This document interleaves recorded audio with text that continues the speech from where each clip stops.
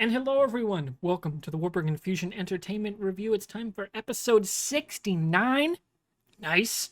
We're going to be Nice. talking Transformers Rise of the Beasts and ranking the live action Transformers movies this evening at twitch.tv/MrWartburg. I'm your host, Thomas, aka Mr. Wartburg. Alongside me, as always, is Patrick, aka Mr. Fusion. Autobots, roll out. There it is. We are ready for Transformers. We were ready for Rise of the Beasts. Fusion, if you could not tell, is a huge fan of the Transformers Huge. IP. He's rocking an Autobot Huge. shirt. He's got the Transformers the movie poster on the wall. I've He's got Transformers way off camera. I've got Inferno, Power Glide, and Brawl sitting on a little table over here. Vintage. yeah, like obviously Fusion, you are someone that grew up when Gen 1 was a thing, right? Yep. When they were, making, the original run of the toys and of course the show and movie as well. Yeah. I was a Beast Wars guy, which is why I was a Mhm. little more excited about Rise of the Beasts than I was, say, Bumblebee. But I went back and watched that, so we're going to talk about the entire run of the live action Transformers movies, as well as specifically Rise of the Beasts, which came out this past weekend and did gangbusters at the box office. Did quite a bit better than Bumblebee, actually. Mhm. I want to say it was like 3 or 4 times more than the total box office. So both Across the Spider-Verse and Rise of the Beasts making a lot more money than their preceding films in their Mhm. franchises. So that was an interesting thing to see at the box office because that is around the pandemic. Both came out before the pandemic hit numbers. So that's been some weird data to kind of parse through. And it made 60 million this week with its opening box office, and that's the US box office. I, US I box. didn't look at the actual worldwide, but 175, just short of 175 that worldwide. sounds about right given worldwide Yeah. totals. So Yeah. and it just edged out Across the Spider Verse, which held pretty strong in week 2. And I'm gonna go see that a second time. I might go tomorrow. Sorry, there may be no Tuesday stream. I kind of want to go see Spider Verse again. That updated audio, I want to be able to actually hear Hobie. Okay, I'm sorry. So we're gonna talk Rise of the Beasts, directed by Steve Caple Jr., who is Yep. probably most famous before this, known for directing Creed 2, which is a fantastic boxing movie. Oh hey, Morally Flexible's here. What's up, Chris? How you doing? Almost 2 years indeed. Oh, with the sub. Thank you, dude. Just a reminder for anyone who's watching later on the VOD, on YouTube, or any podcast services, we are live over at twitch.tv/MrWartburg. It's just Mr. in front of the Wartburg and MR, not spelled out like Fusions. And then head on over there, watch us live. We record them roughly every week to every other week, depends on content releases, like new movies. There's a lot in June, actually, not so Yeah. much in August, right? So we'll space things out more in August as we go. So like I said, 60 million opening weekend, directed by Steve Cable. Fusion, you were the first to see this. You saw it on a Thursday night premiere showing. I saw it Saturday with Joey on a matinee. What were your first like gut reactions to watching Transformers: Rise of the Beasts? Not a perfect film at all, but it's a Transformers live action movie. We're gonna get what we can out of it in terms of like story. You have to suspend a lot of belief with the characters and all of the mythos and all that. But with that said, it was a really good follow up to what I feel is an excellent movie in Bumblebee. I think Bumblebee, we could rank them here in a little bit, but I think we'll probably both be there where it's like, pretty close to being the top of the list for both of us. But this was a worthy successor. There was a few things I did want to complain about, and we can talk about that here in a little bit. But really excited. A lot of nostalgia. Capler obviously, or Cap is it Capler or Capler? I I can't. think it's Cable. There's no R. Capel, because he's Stephen Capel Jr. Okay, so Capel did a fantastic job of blending in himself into kind of a weird situation because Bumblebee was supposed to be not a reboot, a prequel to the Bayverse, right? But then after Bumblebee really blew up and the reviews came in, both critic reviews and the audience scores were really high, they thought like, okay, this is what we need to do. Let's follow this rather than the Bayverse was actually going to get a sequel. They're like, no, let's not do that. Let's do this because hey, fans really want authentic Transformers look and characters and all storytelling. Let's do another one. You like you said, you're a Rise of the Beast fan. Watched it, wasn't a huge fan of it, but I wasn't like I didn't hate it. I wasn't a big fan of like the CGI approach to the show, like that show Reboot was around at that time, and I was in college at that point. It wasn't really big for me, but or I was just about to hit college at that when it came out. And I enjoyed the show, but I really had fun with this. This was really fun for me. Across the Spider Verse was phenomenal. this, I'm not gonna give this like an artistic masterpiece, but there's a lot here to really like about this film. Yep. I had a blast. It was worthy of a summer blockbuster. Let's put it like that. I agree wholeheartedly. And speaking to your point about Beast Wars, the show, it really doesn't hold up at all. But like, it was the first show that really like sold me on like that kind of time travel show crossover stuff, because it was around the same time that Spider-Man was crossing over with X-Men in the 90s Fox shows. So Yeah. like it was an incredibly nerdy show with stuff like that. Like it really kind of dove in on it, and I really appreciated that. I was hoping with Transformers the Prime show that they would do an animated like kind of reboot of Beast Wars to go in with that canon. Unfortunately, Okay. they didn't, but I think that would have been a really cool way to kind of update that side of the Transformers universe, because Optimus Primal is a great character. I thought Ron Perlman was great in this movie. But really there's only two Maximals that get any lines. And obviously it's Perlman and Michelle Yeoh, so like give them the lines because you're paying them a lot of money anyway. So Well, might as well. To be fair, Ape Link, who that was a really nice, like a polite callback to like a toy line thing.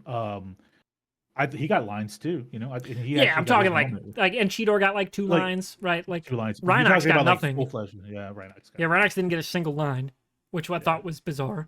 But obviously, it's a movie cast, so I think they're paring things down quite consistently, because that's one of the biggest problems with the live-action Transformers verse is that there's too many characters, Yep. both human and Transformers. Like, there's just too many, right? Yeah.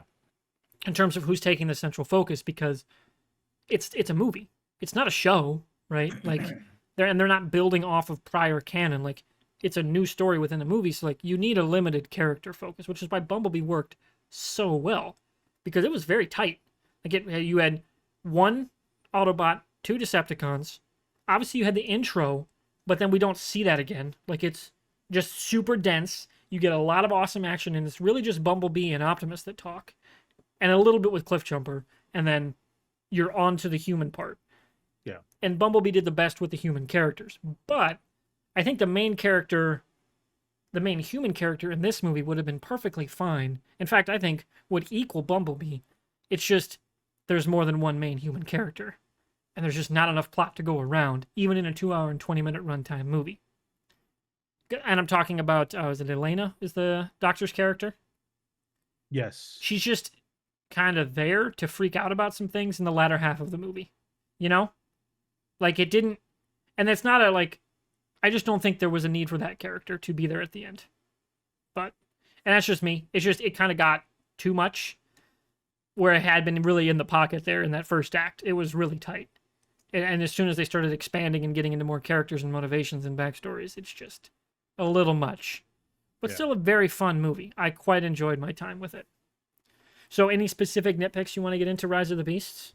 Yeah, I want to bring this up. Like I said, it's not a perfect movie. There's a lot to like about it, but there are some things I'm concerned about. And I want to bring this one up because it stands out to me, and maybe you noticed it too. But I don't know if this movie was done in a linear edit. What that means is they actually edit the movie like on its timeline, like as basically just what you watch is how it was. It was edited in order, right? A lot of movies aren't edited that way, right? Um, Something happened in the third act where there were multiple scenes when they get to Peru where the CGI just was really off, and I don't know if you noticed that. There are Oh, a few shots for where sure. there were a couple of shots where you get like lower upward views of like Optimus Prime talking to everyone, and the CGI looks really bad on him on like 3 or 4 different frames. And there were a couple of scenes where they looked like that. Now the final battle was done pretty well. Like I thought that was done well, but there were several shots just like that when they get to Peru and they're in the town, and there were just some really chunky, I guess the way is to put it, CGI done there. And I don't know what happened. I'm thinking maybe it was done linearly because, like I said, I didn't notice this in the first 2 acts. I noticed it in the third act, unless someone else has pointed out that they noticed that in the first two. I didn't see it there, but then again, that first act is a lot more in dark at night, right? So Yeah, that's a you little start different. throwing daylight on CG characters, it can be, you can notice things Yeah. that you otherwise would When not. So in the second act is when they're I don't know, the second act is a split of two sequences, like the Long Island and then heading out to Peru, right? I would say that's act two. It's two different locations. But when they get to Yeah. Peru, like right when they get to Peru, I didn't notice a few things, but then when they get to the jungle area, there were a few shots that were just like, that's a little awkward. Audio mixing was fine. Music selection, fantastic. I will complain though, because if they're trying to make sure it's a period piece, there were a few songs out of date. I don't know if you noticed that, but there were a Yeah. few. Not just one or I saw two. Eric Goldman of IGN, or formerly of IGN. I think he's at Fandom now. You're like, Yeah. okay, I was trying not to nerd out about this, but there's so many things just a few months out of date. Yeah. Just a few months, and there's at the very end of the movie, Hypnotized was 97. Like it was just a few things, but maybe he's trying to tell us something about, hey, the next movie is going to be taking place in 1997. 3 years later, like Yeah, just a it smaller be- time jump instead of 7 years. Yeah, because we can talk about whenever Oh, you're we'll ready to get there break at the into end. We'll spoilers. get there at the end. Because Okay, that was like, 'cause that I that actually was did fucking not see big. that coming. Oh, you didn't know that was coming. No, Okay. I didn't at all, because I thought they were going to do something with Haley Steinfeld's character. Okay, that's fair. But anyway, so like I said, it was a bit chunky, the CGI in the third act, and I'm guessing they got kind of crunched for time, maybe because while this movie's wrapping up, they already started pre-production of the sequel, not the direct sequel, but the next Transformers movie, which is Transformers One. I don't know if you know about that. Is that the one that's going Uh, to be? I vaguely heard it's about this. it's all CGI because it's all auto Transformers, and it's based in Cybertron. And Chris Hemsworth is apparently going to voice Optimus Prime because he's not. Don't Oh freak out, yeah, it's oldies. that one with all the animated one. Yeah, Yeah. no, it's not an animated one. It's a CGI. I thought it movie. was going to be like, not like hand drawn animation, more like like Pixar style, like that kind of computer generated animation. So I had first heard. And I that haven't, that again, was I've the only saw case. the one article when Yeah. they announced it. So I had heard that was the case, that it was going to be like a computer generated, like a Pixar film, right? But now I'm hearing no, it's supposed to be like a live action CGI movie. Like all the CGI we've seen in the last two films, it's going to be centered on that CGI. Still think the like best live option action. for doing Transformers, much like Halo, use a video game engine. Use Unreal.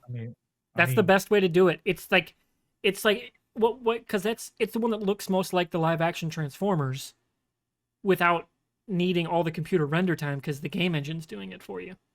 Or you could try Creation Engine, the new one. Creation Engine That 2. does look fantastic. And we'll talk But about Unreal that in a little 5 bit looks more. like Unreal 5 is just what they're sick, doing with Unreal 5 is like, holy fuck. Like, I'm curious why it really does feel like Transformers is the perfect test bed for, hey, use Unreal 5 in a movie. Yeah. Like, because clearly it works for The Matrix.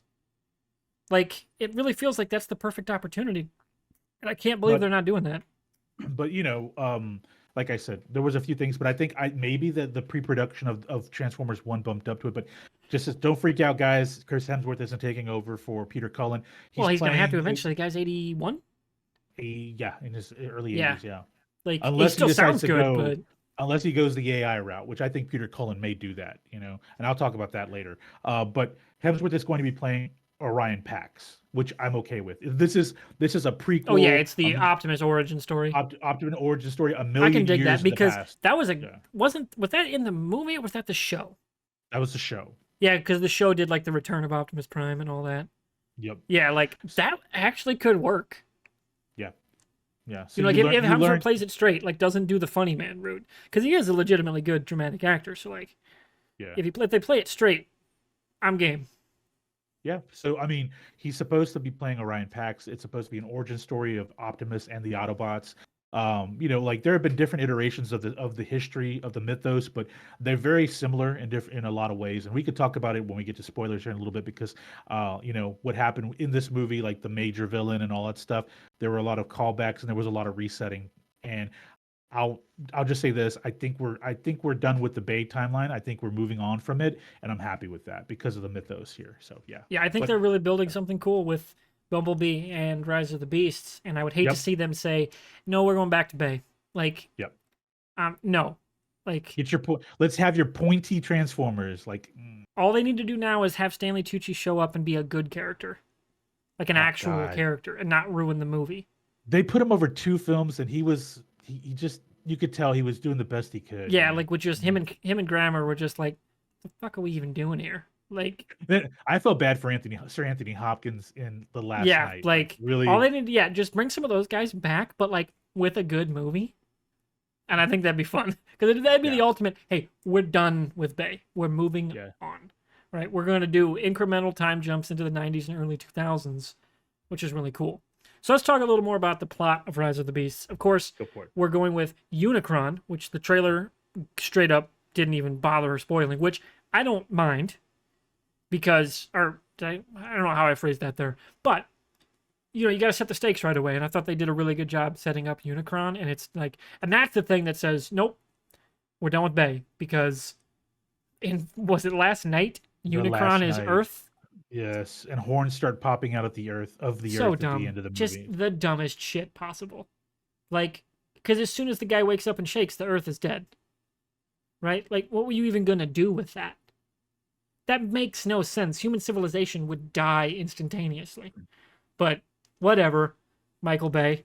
Uh, so at Unicron, we get Scourge, we get the setup of the Terrorcons, and they don't say, do they say Insecticons?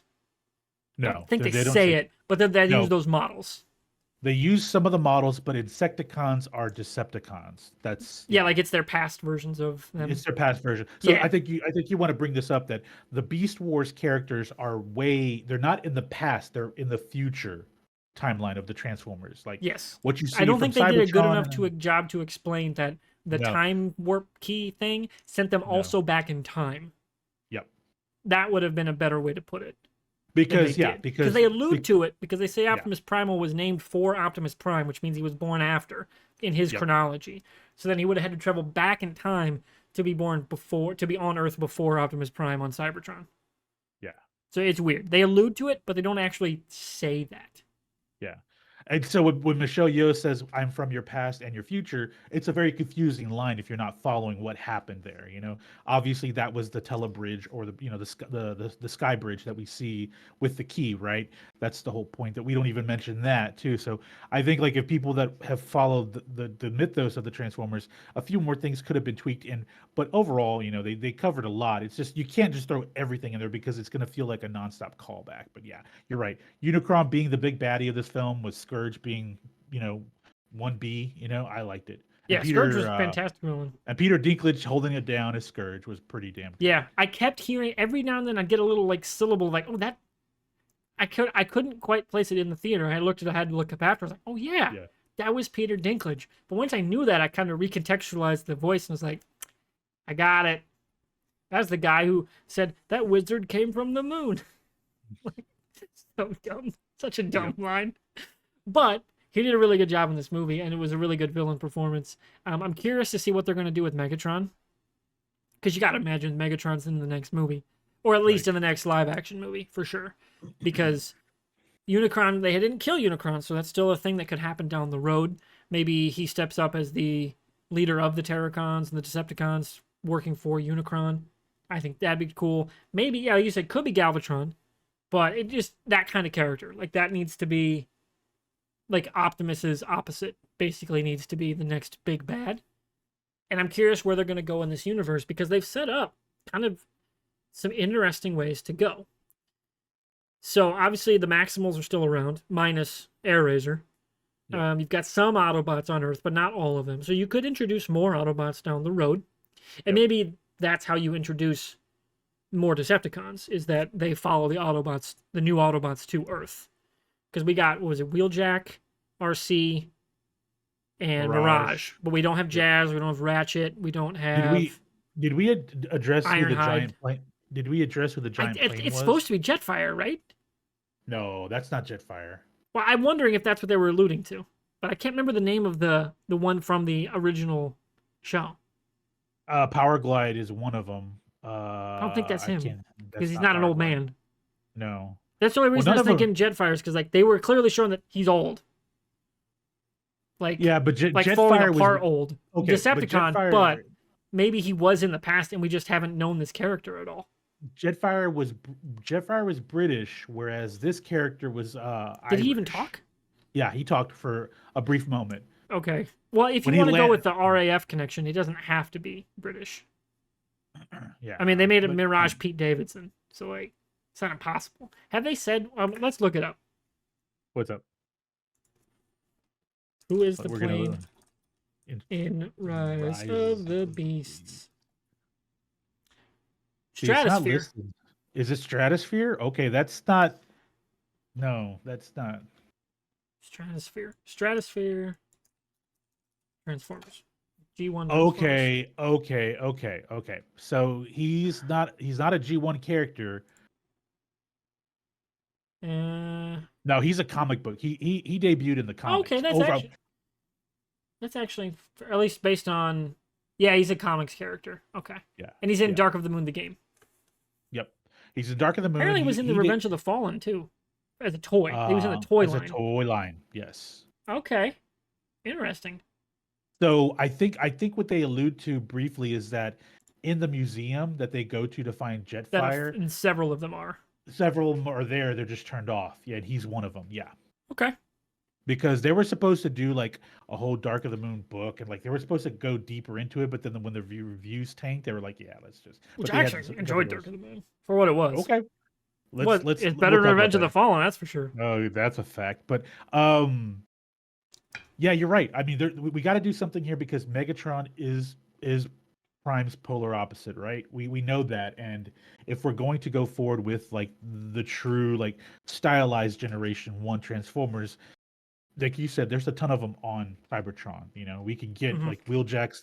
Wheeljack's here now, but We we know that haven't done anything with the Allspark yet. we know Inferno's over there, Red Alert's over there. You know, a lot of Transformers, both Autobots and Decepticons, are over there. Because we also saw Shockwave, didn't we, in the Bumblebee Yeah, movie? that was no lines or anything, but it just very evocative original Shockwave Soundwave design. too, Yeah, and Soundwave, and even yeah. with like the ejection, like the cassette ejecting and stuff, like with the side the minion character that comes out of the one's chest in the first one. Rumble, and Laserbeak and Yeah, Ravage. they really pulled a lot back in that opening of Bumblebee, but yeah, because obviously they've set up both Sector 7, and do we want to talk about the final thing? Let's do this. If you haven't watched Pathos, if you haven't watched it, man, this is big. This is really, really big because And obviously they're both Hasbro properties, so yep. it's not crazy that they're doing this. But And I thought it was huge. It was a huge comic book series, by the way. Yes. I have to bring that up. So our main character, Noah Diaz, which I actually quite enjoyed his character. I thought he served the plot really, really well. I didn't mind I didn't like the whole, hey, we're going to turn Mirage into a super suit thing. But then recontextualizing it with, they're setting up stuff with G.I. Joe, which is the end credit scene. Because he meets this secretive government agency unknowingly, and they tell him, hey, we know you helped save the world. We appreciate it. We're going to take care of your sick brother. Also, you want to join G.I. Joe? Because when he slides the card, I was like, okay, I was thinking Sector 7, right? Because they set that up in Bumblebee with John Cena's character. But no, they're going straight up G.I. Joe. Yep. And God damn. On the back of the card, his name was Duke. Yeah. So, I thought that was incredible.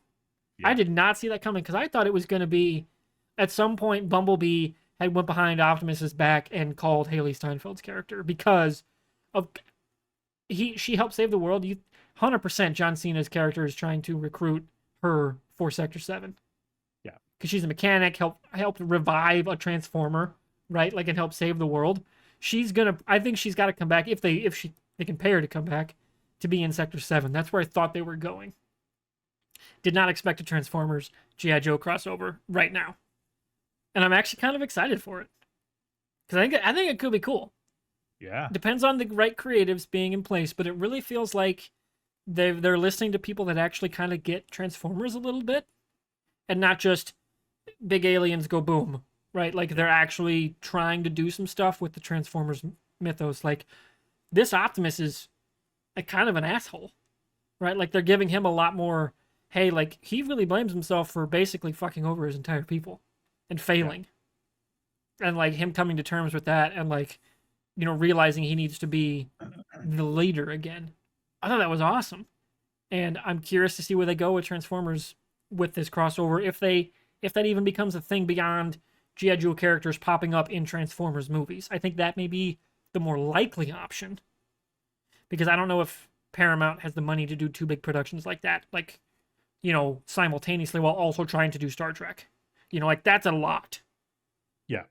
But I could see them popping up and sprinkling in GI Joe stuff in future Transformers movies to lead to a GI Joe movie. Use it kind of as a test bed seeding ground for GI Joe characters, which I think would be pretty cool. What's your take? How would you feel if they did a GI Joe, like within this connected the mythos, but a GI Joe either miniseries or show on Paramount Plus? It would depend on how it looks, like what they do. Like obviously Transformers Prime was pretty good, right? Yeah. And obviously they had a lot of the main voice cast from prior shows or just the Bayverse itself. Plus they got my boy is it Jeffrey Combs? He did the ambulance character. Oh my god, is it Ratchet? I think he might have voiced Ratchet. Ratchet, yeah. Or is it Ratchet, I think he voiced one of them. No, Red Alert is the white fire truck. Yeah, because he's the guy who's like Star Trek guest star extraordinaire. He was in Transformers Prime, and I really liked his voice performance. But I wouldn't mind it. I just think it feels like they finally almost cracked the code in terms of how to make these a movie and a connected universe. Yeah. Without sacrificing, like storytelling. Well, the thing is that this movie has pretty much retconned the timeline from the Bayverse. Like it's a fresh slate for going forward. I really like that. Unicron for one, that's a big difference, right? Two, the GI Joe, because during the Bayverse, you have to ask yourself where the fuck is GI Joe through all of these 5 movies, right? Like if they've worked with the Transformers in the past in the 90s, where are they 10 years later in 2006? Like that happens because Sector 7 takes over, but then we hear nothing. We have military people like Josh is it Dumal? Josh Dumal's character? Something like that. Yeah, his character is part of a government secret co-ops group, but they're not involved with GI Joe at all. And you would think that GI Joe, having what we now know is they are going to work with the Transformers on some capacity. Okay, So obviously we've completely reset the time. We've retconned the timeline, so to speak. So, they pumped a lot of money into Halo on Paramount Plus. I think they're willing to spend for the right things, but I get what you're saying. They're pumping a lot more money into Strange New World, so this presents a problem for them because they're not a media cash cow like the other studios are. I was reading some stuff about with all the strike stuff, like eventually people are going to have to admit, and people like Paramount and Peacock are going to have to admit, this is a house of cards. Our streaming service is a house of cards. Yep. Like it's not Netflix, where Netflix is probably going to be fine, right? Because they were first and they had the deepest library, so they have the cultural cachet on top of now a growing library and like the know-how and the tech, right? Whereas all these individual streaming services, they're bending over backwards to hide the numbers, which either tells you, number one, they just want to be bullies, or number two, the numbers are not good. And that means they're going to have to basically pull back and go back to streaming of 10 years ago where you just license everything to Netflix. Right? Like, I think other than Prime Video and maybe Apple, because they're subsidiary parts of the company, not the whole company, a lot of these services are going to have to pull back, especially if the DGA strikes and like forces them to give them numbers, because then that's going to leak and that's coming out and that's going to hurt investor confidence, and that means that gravy train is going to drive up quick. Yeah, because one thing that we both know, the history of Hollywood is that the writers don't get a huge cut. No, of the and pie. if SAG, WGA, and the DGA all say no, no, you will give us the fucking numbers. I think streaming within the next 2 to 3 years is going to look drastically different, like in a way we can't imagine.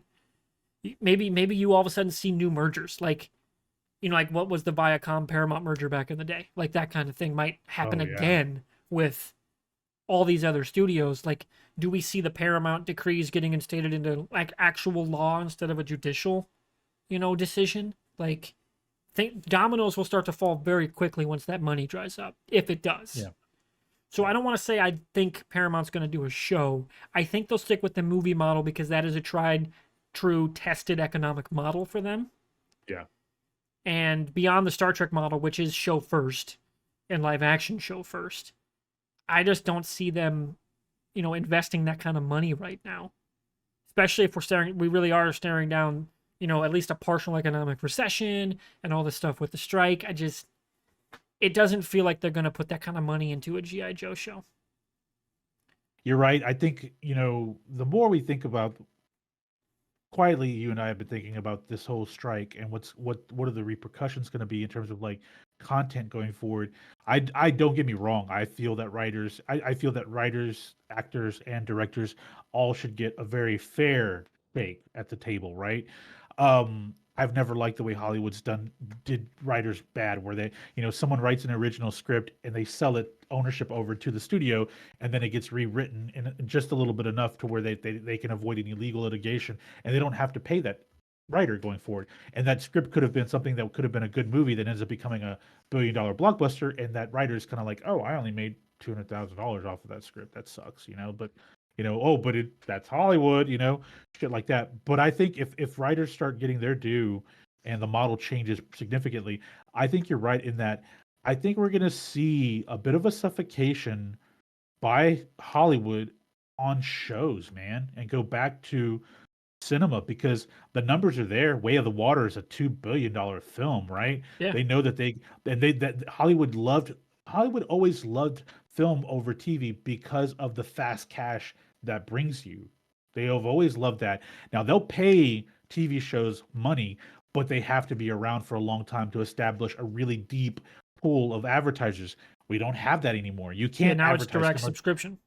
direct sub, no commercial breaks. Like they have to account for that. And I know there's going to be some course correcting, and I think, yeah, you're right. I think we're not going to get we're going to see this era of like awesome content in terms of shows. So many high quality shows kind of not suffocate, but funnel down a little bit, and we're going to have that stuff spread out over a longer period, rather than, hey, 2022 was a year of great shows. 2023, like great shows. We may not get as many spread out. And you're right. Maybe Paramount seeks a partnership with Comcast. Universal Comcast. Yeah, because Comcast is looking to buy somebody. They want IP, or maybe Amazon says, "Shit, we'll take it. We'll take you, Paramount." Because again, Prime Video isn't even tertiary for them. Like it's IP farming for them. They don't care. But I would rather and have Apple's that a more minor version of that. Yeah, but I would rather have that where we have a little bit of a recessive approach to content, rather than us going back to a cable television. Well, what model. it kind of reminds me of is that mid 2000s kind of crunch where the UPN, WB collapsed CW. and merged into CW. There was a few other networks around that time that also went under or merged, and it Paramount had a network that just completely died. Yeah, wasn't that UPN? Yeah, you're right. It was UPN. Yeah, but it reminds me kind of that era where it's not gonna die. It is going to evolve. I think you are going to see some of the smaller services merge. They're going to license their content like HBO's already doing, but it's going to be more en masse. It's going to be more in vogue of kind of what that network model became as cable started to ascend. Mm-hmm. So, especially if the money starts drying up. I think it's already going to go there anyway, because they're all, even Disney's like, okay, we're starting to invest in legacy media again. We're going to do all these things old school again, because they hit the wall. They see that they're at the wall, and they're like, time to pivot. Well, and if Disney's doing it, everyone else is going to do it. They have to consider, well, we've talked about this too plenty of times, the server loads. Especially doing 4K, 8K media. That's good. Even with AV1 encoding. Holy fuck.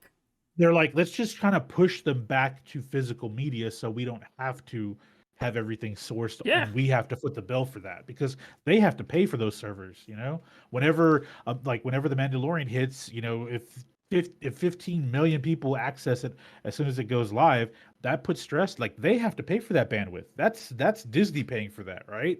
And I'm sure at some point, like you said, at some point they're going to have to readjust things. And I think cinema is still pushing forward. Like after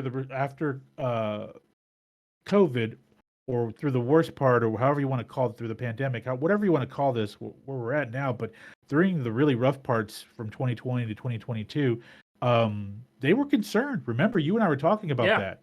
We did shows like they were panicking, thinking that, fucking AMC was about to shut everything down. Like, a lot of the chains were about to say, we can't do this anymore, the draft house would post out like, guys, we're gonna get fined because our model is very different. We don't spend a lot like these corporations, these giant Yeah. cinema chains. But like AMC and what's the other, Regal, were Yeah, like, oh Regal went shit. bankrupt. Yeah, they went bankrupt, and they're all like, we don't know what we're gonna do because we got to get people in the theater. And then Spider-Man: No Way Home brought some relief to them a couple years ago, and Yeah, then and Way then of the Top Water Gun is came like, out and was just like, hold my beer.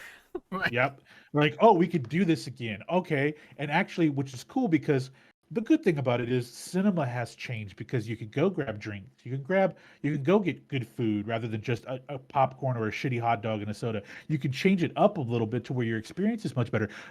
Reclining couches, Yeah, chairs, reclining heated seats, the selling one thing blankets. Hell yeah. selling blankets. But here's the one thing that changed cinema for all of us, Warburg, that we talked about this in the OCC channel. No, the forum thread channel, Oh yeah, back OCC in the channel, day. way back when, was assigned seating, and people hated it. Remember how people fucking hated it on social media? There was so much commentary on YouTube and on Twitter about how And then you this get used just to it and you're like, kills. oh, this is awesome. I can buy my They're like, ticket ahead of time and I just know exactly where I'm I know sitting. where I'm sitting. I don't have to like run in. Like I can walk Yeah, in you don't like have a to wait minute in line and get before. there 3 minutes before opening. Oh fuck, I gotta sit in the front row. Yep. Like you would just know. You can check before you even leave the house. I love that. It's a good feeling, man. It makes the experience better. And Yeah. I think I knee think jerk that's gonna be reaction for fine. everyone And was yeah, like willing. you said, I think we're gonna see a continued steady like diet of, especially on the Paramount side, because we're talking about them, and Yeah. Hasbro. I think we're gonna see more films with them Yeah. because of the show stuff. But speaking of films, we're about halfway into the episode, about 30 some minutes in. I think it's time we start breaking out the rankings, don't you? Let's do this, man. Let's All right, go. making the marker, switching over to the scene. Here we go. Everybody, bear with me. We're While he's gonna. getting that ready, I want to give someone props, and that's Pete Davidson was phenomenal as Mirage in this movie. Like, I know they quote unquote killed off Bumblebee in this film to kind of open it up for another Transformer, and I like that approach, but Pete Davidson was Yeah, awesome. I thought it was I'm a gonna give him perfectly solid character. It was RC didn't have much to entertaining and do. Wheeljack uh, was the actor for Danny Rojas, right? Danny Rojas. Yeah, Danny Rojas. Foot- Football is life. life. Fucking Yeah. love that show. Great guy. I'm glad to see him pop up. All right, so we're gonna rank, as you can see here on screen. We're gonna rank the live action Transformers movies. There have been 7, 5 Bay, 2 non. Yep. Take a guess where those 2 are. So we're gonna go ascending order, starting at 7. All right. Do we go with the one I don't think either of us has watched? And that's The Last Night. I've watched it. You watched it? Oh god, I watched like parts of it. I've watched it No, on YouTube clips. I've watched it. And I'll bad. go here. You've watched it. I have not. I've seen the other 6. Okay. Where would I'm you gonna put say it? dead last. The Last Night is a fucking horrible film. We have a running gag of Hot Rod saying "Hot Rod," and it's like, huh, what? A fucking Transformer that can change his appearance and his sound can't change his accent. Come on, guys, this is dumb. Yeah. Like I think at that point, Michael Bay, he was the EVP, but he was also the like one of the main writers on the last 2 films that he didn't direct, right? Yeah, he was very involved. Yeah, very involved, and Not you in can good still tell ways. it has this, and I think this running gag. I think at this point he's just like, yeah, I'm fucking done with this shit. Okay, But so then number 6 is obviously Age of Extinction. Age of Extinction, yeah. So the last I mean, the 2 one that films, ruined Stanley Tucci. My God, just terrible. And 5, we would go Revenge of the Fallen. it's a tough one. I'm going to say this now. I thought this through really hard because I actually kind of liked Revenge of the Fallen, so I'm going to say Dark of the Moon. Oh, see, I'm split because the Ah, first act of Dark of the Moon is fucking great. I think okay. The And first Dark of act the is Moon has good. better villains. The Dark of the Moon is a good. The first act is good. I love Leonard Nimoy coming back to the franchise, but we get a very fucking hateful Optimus Prime in this film, just kind of like letting people in Chicago die, and then showing up like, yeah, I fucking told you so. Now watch this. Like, what was that? He just literally had a hold my beer moment. Like it was. Are we It really was worse doing than that? Age of Extinction, where he's just running through skyscrapers yelling, "I will kill you all!" I will Like kill you all. he just Yeah. he's turned Optimus Prime into a murder bot. Yep. Crazy. And then by the last night, he's just like a piece of shit. Like, let's be real, he's a piece of shit in the last. He's useless in the last night because he gets mind wiped by Contessa and he becomes a bad guy for 99% of the film, and at the end he's like, "I will fight with you guys." It's like that's not no. This is like Optimus is not. Yeah, He's it's so dumb. he's an avatar for like the idea of what's good in people, The only right? And two it's I like, think that definitively get Optimus okay is the first two movies yeah, of the Bayverse, at least. yeah, I yeah. think I think unequivocally Transformers And '07 is the best of that. he dies halfway through Revenge of the Fallen. Let's be Exactly. fair. I'm going to say Age of Okay, so I go So we're last night. split. So we'll go Yep. chat. You get to decide. Pathos, you're the only really the only one here other than Chris if you're still lurking. What do you think? Do we go 5 Revenge of the Fallen or Dark of the Moon? For my We're going money, for it's the this. villains of Dark of the Moon that carry it, but for Pathos, it's that Optimus is better in Revenge of the Fallen. More or less. Now, Revenge Dark of of the the Moon is Fallen, where? 5 or 4? I think you're saying 5. 5 or 4? 5 for 5 me. for him. Chat takes it. So Dark of the Moon goes Okay. 5. Okay. And that means, of course, Revenge of the Fallen. Yep. Now, we do get some excellent Optimus Prime stuff in Revenge of the Fallen. Like that opening part where he drops into the building and he just starts kicking fucking ass before he dies. Like, great shit. And I also want to give a shout out. I didn't in the regular stuff. The only knock I have on, the biggest knock I have on Bumblebee and Rise of the Beasts is the lack of coherent musical theme. Okay. That kind of bombastic one, because Transformers should be. Transformers, the '07 theme that they did for that, I think it was Jablonski that did that. Yep. Excellent theme. Like when the Transformers and Optimus drives down the alley and reveals himself and all that. Awesome theme. And I'm sad we're leaving that behind. That'd be a great thing to carry forward thematically as they start to kind of like show up and be part of the world on Earth. Well, I think I'd like to see that be brought back. An orchestra theme is really important for these blockbusters now because Marvel, we know the Avengers, Yeah, right? like you need to give them a theme. We know Back to the Future. We know Star Wars. Like we know what we're getting in terms of like when we hear that, right? I agree that that score was really good. Yeah, it was a solid theme. Dark of the Moon. I mean, I'm sorry, Revenge of the Fallen. I had enough of Shia LaBeouf. So that by that third film, by Dark of the Moon, I was like, I'm tired of the nose. I'm tired of the glitchiness of him and the spasms. We get a female transformer that turns into a human, like that. I thought that was the second one. That was Revenge. Well, that was Revenge of the Fallen. Yeah, it was Revenge of the Fallen with the dorm girl. We're on. Are we on Revenge of the? Yeah, we're on Revenge of the Fallen now. Oh yeah, we are. Sorry, we are. Sorry, Yeah, I misheard you. I was like, no. I was saying how by the time we got to Dark, I was we're on worn 4. out. Like, okay, so my second biggest complaint about Revenge of the Fallen is Jetfire. I thought was really worthless. And it's kind of a 2A, 2B here, where I didn't like how they made the inconsistencies with the characters because so many of there were so many Constructicons in the final battle. There were like 8 different, mix masters, and like, what are we doing here, right? Because we see them on the battlefield, but then there's also Devastator, right? It's like, but wait, so are they what's going? It threw me a bit for a loop there. Worst possible thing about this obviously is the line that Michael Bay drew with the 2 characters, the brothers, the Autobot brothers, the racial thing with them, the ethnic, like the gold tooth and the way they acted. Like, if you want to make a character have a little bit of like culture, or especially because like they introduce Sideswipe and then do nothing with him. Like, right? Are you kidding me? Sideswipe's fucking awesome. Comes in and fucking swords another Transformer and cuts him in half. Like, holy shit, that's awesome. And then we do nothing with that character. Nothing. He just disappears. And Jolt's in there too. Yeah. And he just disappears until the end when they need him to recharge everybody. Like, what's okay? Like, I mean, and those 2, we could have done without them, honestly, period, because they were just bad characters, bad portrayals. And it's like, if you want to call Michael Bay like walking a racist line, go for it. I'm not saying he is, but like that was definitely pushed the boundary. It was really, really bad, especially with how far they pushed John Turturro's character. Yep.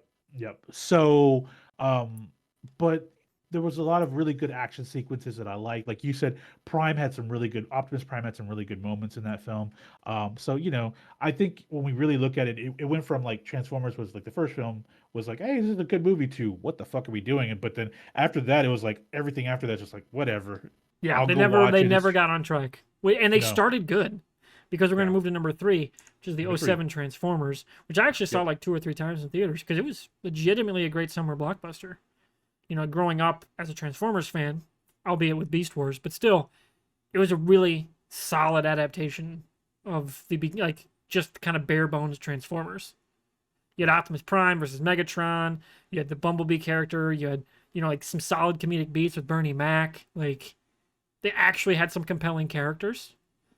And I would have been fine if it was just the human military characters. I thought those guys were way more compelling. And then half of them get killed. And like, what was the helicopter one? That whole opening Um, with the like on the military base is fantastic.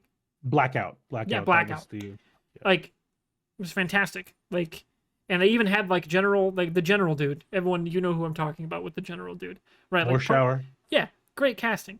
Like, it just worked. They had the theme. They had some great action pieces. You had like great backstory with Megatron and Sector 7 and Allspark, the whole 9 yards. It was great. And then completely shits the bed after that, which takes the shine off of how solid the '07 Transformers movie was. Well, the one complaint that everyone has about the Bayverse is way too many humans, right? The first movie though, this oh 07, was it oh 06 or oh 07? '07, We're talking oh 07. because that was The the one first trailer for Iron Man and Star Trek 2009. That's correct. That's correct. I Yep, remember first that. trailers, and they were Um, incredible trailers in the movie yep, theater. Holy yes, yes, shit! yes. I remember when he puts on the suit And and they then the and they helmet time goes it up down. to Yep, I am the Iron Man song, and then the Star Trek one's just the teaser with Nimoy's voice. yep, Beautiful, awesome. yeah. That was like that was like peak cinema right there. And then That we're like, was that was the I'm summer watching movie to go to like because you got to see the I'm trailers. watching And trailers, and then I'm watching Transformers live action. Like, holy cow, what a time to be alive, hell yeah, right? man. I was saying, like, the one thing about the Vayverse is the complaint is way too many people, like too many humans, right? And too much of their story, and not enough Transformers. It made sense in this film. It had to be that way because it was an alien invasion onto Earth, and there were repercussions for that. So it made sense. Also, I really like the backstory. How Sector 7 was founded around the cube that landed in the 50s. Around Hoover Dam. Like all that stuff made sense to me. It was a little weird saying Megatron's been on ice for like 60 years, but that's part of their mythos. Because remember, if you've ever watched G1 Transformers, when the Ark 1 crashes into Earth, it's a million years ago during the dinosaurs. I don't people forget that. And they were basically in stasis in that ship for over a million years until Teletran 1 woke up and started like reviving everybody, including the Decepticons. So like that's part of the thing where hey, because their time is very different from ours. Their lifespan is very different than humans. You know, 50 years is nothing to Megatron, but a lot of things alike. Hugo Weaving voicing Megatron, really Yeah, great change. When Peter Cullen says, "Are you Sam Witwicky?" Like it just yeah, when it opens up for the first time, so nostalgic. But there was a lot of things that were weird, like the yeah. Like designs of the him yelling Transformers. at Megatron, like humans deserve the right to decide for themselves. That kind of stuff. Is like fuck Yeah. yeah. They actually nailed Optimus Prime. Hell In yeah. that first film, yes, they did. The one shall stand, one shall fall, right? Like Yeah. we get some of those callbacks just like we did in the Yes. Are you username Illusion Ladies Made. Man 427? Yes. That was actually a good comedic beat, Yeah. right? Like that made sense to make like they're playing it straight, which makes it funny. Like it wasn't over the top stupid like the later movies would become.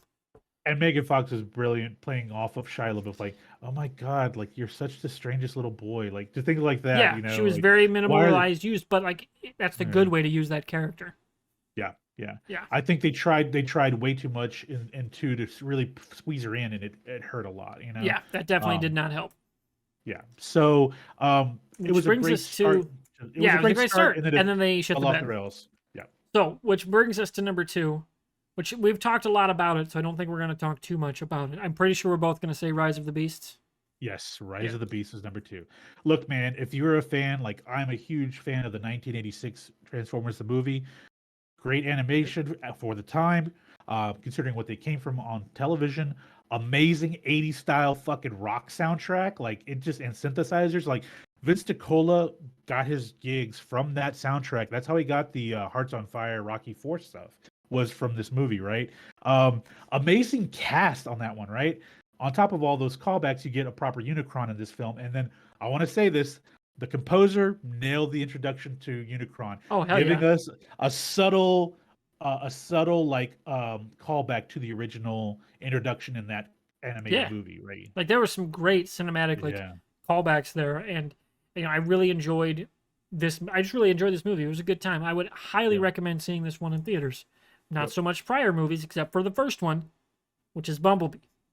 I think unequivocally it's the best Transformers movie, live action, Uh, Hands down, hands yes. down. It's tighter, it's more focused, it's even tighter character wise than '07. You have one human main character like as that's working with the Transformers, and then you have kind of an antagonist, but also you're seeing his growth and evolution as a character through John Cena's bringing the Yep. more comedic side to the usually stern, gruff, dark military side. You got John Cena being like, "Yeah, they call themselves Decepticons. Does that not raise any red flags?" Like that Yeah. kind of thing, where that completely makes sense, right? Like they don't treat the military as stupid, right? As this antagonistic force that's just easy to get one over on, right? Like they are obviously hopelessly outgunned at the end, but they treat them as a competent military force, albeit with some funny comedic beats with John Cena. And then you have some stuff with the Haley Steinfeld's, family, obviously her love interest, ish character. They don't really, do they actually? Yeah, they do. Yeah, but like, They kiss. yeah, They they do. kiss I at the couldn't. end. I've only saw it the one time. I couldn't Yeah. remember, but Yeah. it's a very fun movie. And then you get that, and the great opening. Like that opening is just Oh that man. plays in my head. It's so good. Yeah. And the little teases we get with Optimus, and you hear the Decepticons like freak out once they see Yeah. the message. They're like, "Holy shit! Optimus Prime is coming to Earth. We are so fucked!" Like, oh my god! Like they freak out, and then they go Yeah. like, "Well, we need an army because Optimus And Prime is and coming, and we're dead." Angela Bassett voicing Shatter, the main villain, great.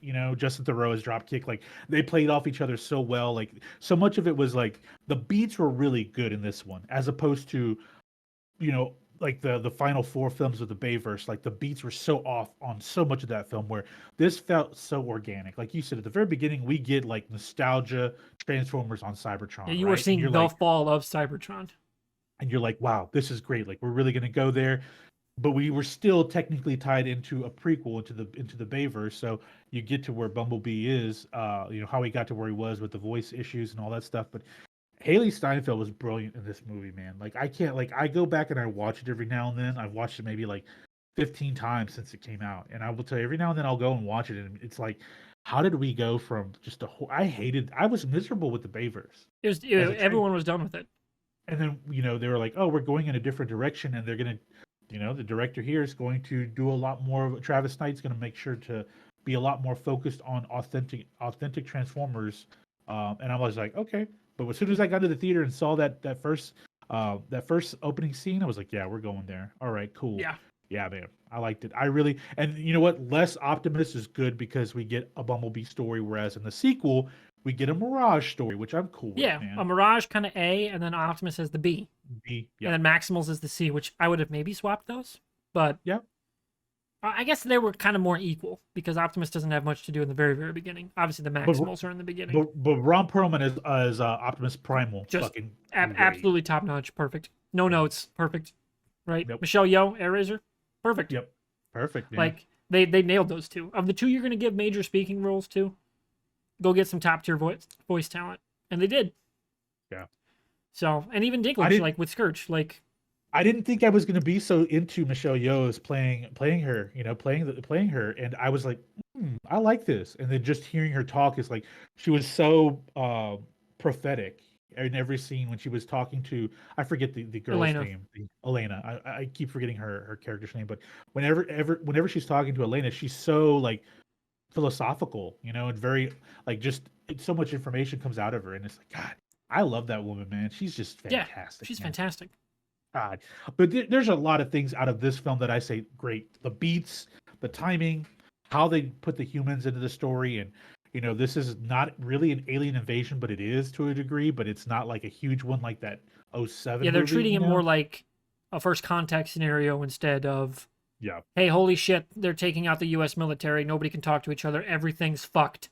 And a Like, great callback soundtrack, man. yeah, You can never and like, go wrong with it. I use, like, to your point about Rise of the Beast was a little off, but also it is technically a different world where like Transformers do exist, and like we like in Bumblebee, like they gave Earth the internet, right? Yep. Like, of course that would alter how things progress for us too, like in that world, right? Like giving people the internet, 7 years earlier would drastically change things, right? Like, I'm curious. I was wondering if they'd pick up on that, and they didn't much in this one. They played it more our contemporary 94. Yeah. I was hoping they do a little more like, hey, let's start to diverge this a little bit, because that's a huge like undercurrent of like, nope, straight up the internet, 87, they have it. Obviously they did have ARPANET before in real life, but it wasn't wasn't what we have today, where you and I are talking to each other. Like, that would have drastically changed the course of that universe's history. So can't blame them for not 90s, storyboarding that. Yeah, especially in the '90s. You're talking about a 7-year, Yeah, it was a 7-year time jump. And yeah. one last thing I want to touch on: if Paramount is serious about working with Hasbro on solid movies, give someone who knows how to do a ninja movie Snake Eyes, for the love of fucking God. We were both excited for that film, Like, because it's just like, how can they mess it up? And they like, messed it up. we in the world where John Wick exists, Yeah. how can you mess up Snake Eyes? I don't understand it. How? All you got to do is just be competent. You don't have to light the world on fire. Just don't suck balls. They decided to do that. Yeah. Like, clearly with Transformers, they have found people that get the IP, want to actually tell cool stories within that universe. Do that with G.I. Joe, and I'm fine with them not doing the show, to call back to our earlier convo, and to do more of a intersperse them into Transformers or do their own movies. Yeah. I'd be cool with that, as long as people actually writing these stories that they should pay understand and love the IP as much as like you and I do. Well, the good thing is that with G.I. Joe, it's a much more human story, because your characters the majority of them are going to be human, right? So your CGI budget does go down quite a bit significantly, right? Yeah, you're not rendering a skyscraper tall Optimus Prime. No. And if you're trying to there are ways to work around to do more practical effects, particularly if you do a G.I. Joe in the '90s, you could do a lot more practical effects with the G.I. Joe film based in the '90s. So you could actually do a good film that's maybe even do one under $100 million budget. I mean, yeah, like, don't go crazy with the budget. Like, keep it small. Like, that's what worked with Bumblebee. Like, keep it tight. Keep it focused. And you don't have to pay someone $20 million to. And we don't need to see every G.I. Joe right away. Like, No. Just start with one or two. Yep. And an antagonistic Cobra-esque force. Boom. There's your movie. Don't get crazy.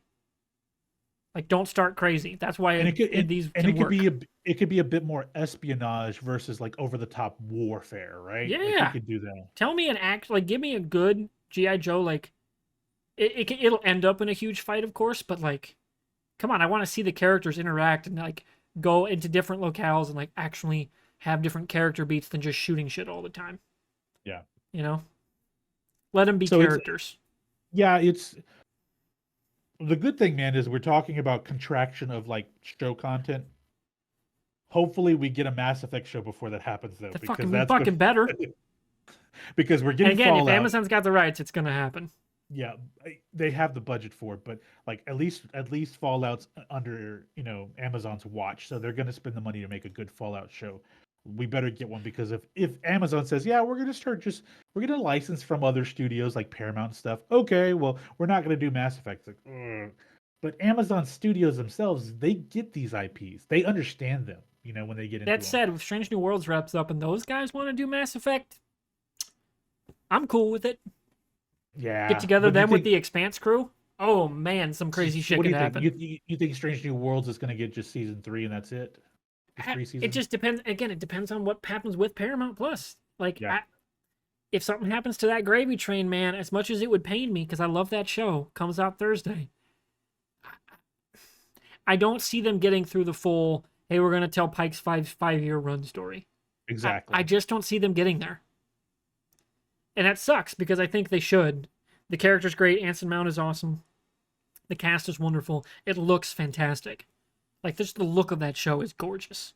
I was Yeah. rewatching it on my TV, and I'm buying the 4K Blu-ray. Some of those shots where like the things are hitting the shields, it's just like, holy God, they have nailed Star Trek. That's got to make you so angry that Paramount was going to issue out a physical copy of Strange New Worlds, but Disney will not do Loki. Right? Like Paramount is doing a 4K Strange New Worlds. Fucking Paramount. You won't Disney. give me you won't Legacy give me Media. Loki. Come 4K on. and or now, please. Are And they you are one of shitting me? and they are the pioneers of physical media. They did all of their old shows, like they would sell VHS and DVDs Yeah, like out the the ass Vault for was just this decades. Yeah. thing, right? Yeah. Like, bring it back. I want my 4K media, baby. Remember when they would make announcements like coming out of the vault, we're going to release The Fox and the Hound That on hasn't been a thing DVD. Like, since I was in college. well, to be fair, we've gotten really so focused on streaming. People Yeah, like but I as a think there's society, some of that stuff's gonna come back. I think you're gonna yeah. see some of that. You know what, man? I'm really happy about Bumblebee being number one. I thought it was a really good film. It was, in 2018, I had a blast watching this film in the theater. I still watch it from time to time. I'm excited for what's next in terms of like the sequel to this saga. I don't know if Transformers 1, I know it's a prequel, so it's technically not, it's not going to I follow could up. see them doing it's a prequel to this universe Yeah. with Bumblebee and Rise. And the end tease is that the third live action one in this franchise is going to be a sequel series, Autobots coming back to Cybertron. And they have to. They I have to think tell that story. would be rad as hell. Okay. That'd be cool, especially if it's a time jump and they've been working with G.I. Joe to help like build a spaceship or something to get them back to Cybertron. I think that'd be cool. Other cool thing is we have now established that Unicron is a world eater that has a very interesting backstory that they don't understand. Because if you caught this, I don't know if you caught this because you should know this by now because you're a Beast Wars fan, but Optimus Primal did mention Primus. Yes, they do. Ed Skirt says Primus too. Like So Primus would be disappointed in you. for those that are listening, basically there are two Like cosmic two entities gods. Yeah. and two gods that existed in a different like reality, like a spectral reality. That was Primus and his brother Unicron, and they fought for millions of years. Then Unicron formed him, like basically forced himself out of that reality into a different dimension, which is how he got to basically their little world, like in the comics. Yeah, it or the becomes TV show. basically a Yeah, Galactus. yeah, Galactus. But then he shelters himself in this little like cosmic space and basically starts forming a planet around him, kind of like what Ego did in Guardians of the Galaxy, the movie.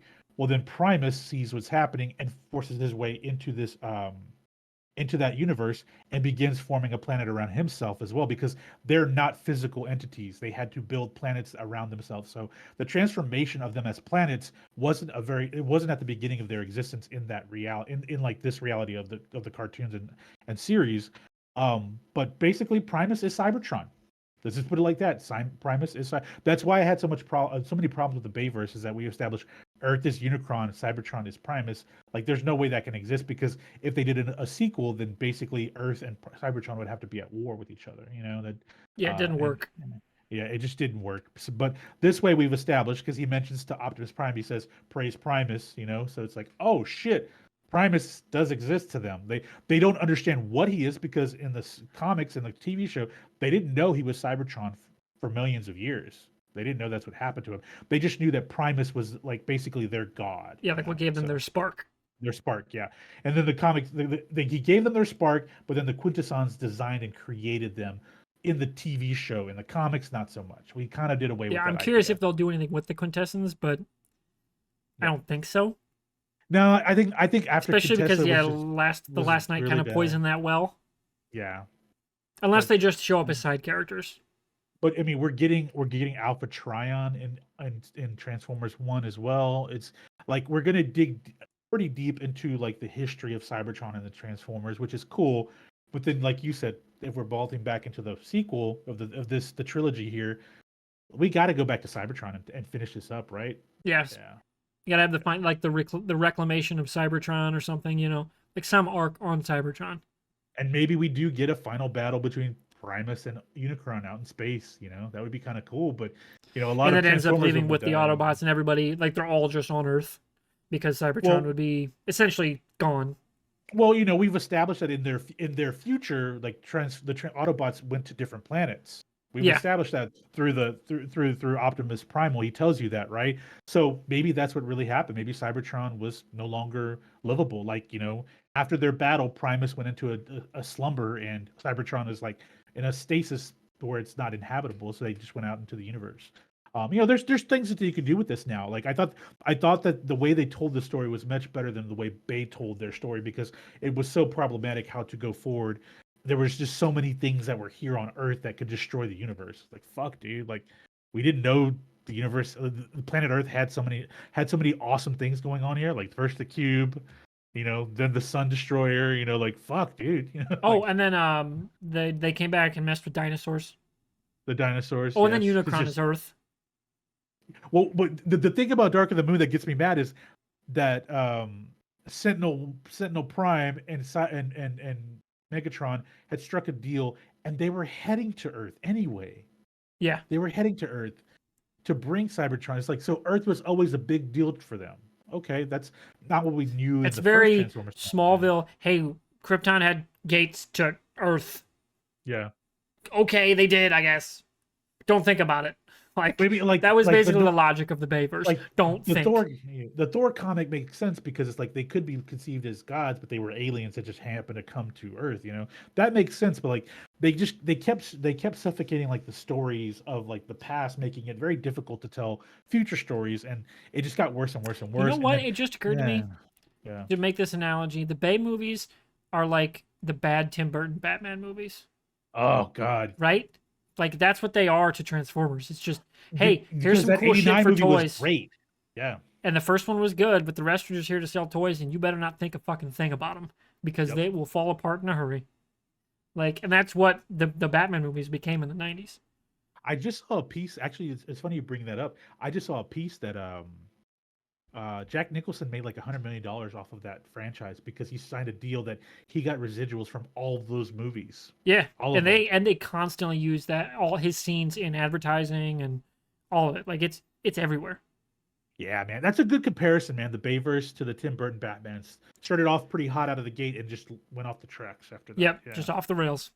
yeah, All right, well we're probably gonna call it here because it has been yeah. almost an hour 10 of recording.